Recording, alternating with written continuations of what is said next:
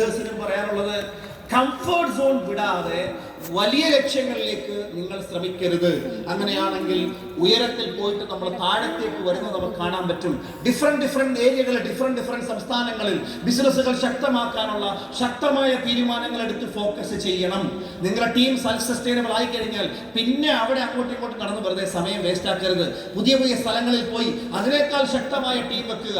നമ്മൾ പറയാറില്ലേ, ചൊട്ടയിലെ ശീലം ചുടല വരെ. ചെറിയൊരു കുട്ടിയെ പറഞ്ഞ് മനസ്സിലാക്കാൻ പറ്റും. കുട്ടി വലുതായി കഴിഞ്ഞാൽ ഒന്നും പറഞ്ഞാൽ മനസ്സിലാവില്ല, തിരിച്ചിങ്ങോട്ട് പറയും.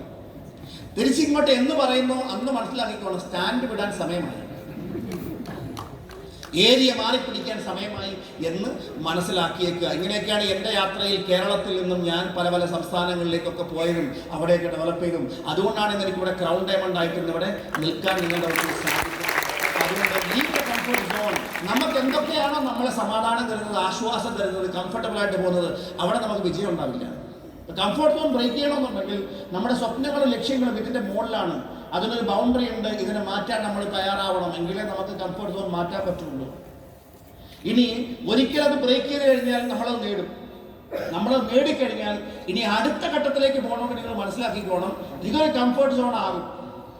ഈ കംഫർട്ട് സോൺ ബ്രേക്ക് ചെയ്യാൻ നിങ്ങൾ തയ്യാറാണെങ്കിൽ മാത്രമേ അടുത്ത ഘട്ടത്തിലേക്ക് പോകാൻ പറ്റുള്ളൂ. വിജയം പല ഘട്ടങ്ങളായിട്ടാണ് വരുന്നത്. അതിന് നിരന്തരമായി ശരിയായ ഡയറക്ഷനിൽ പ്രവർത്തിക്കാൻ നമ്മൾ തയ്യാറാണെങ്കിൽ മാത്രമേ നമുക്ക് വലിയ വിജയങ്ങൾ ഉണ്ടാകാൻ പറ്റുള്ളൂ എന്നാണ് അർത്ഥം. അപ്പൊ അതുകൊണ്ട് ശക്തമായ ഒരു തീരുമാനമെടുക്കുക, കംഫർട്ട് സോൺ ബ്രേക്ക് ചെയ്യാൻ. Are you all ready? എത്ര പേര് തയ്യാറാണ്? അതിന് തയ്യാറാവുക, അതിനുവേണ്ടി പ്രവർത്തിക്കുക.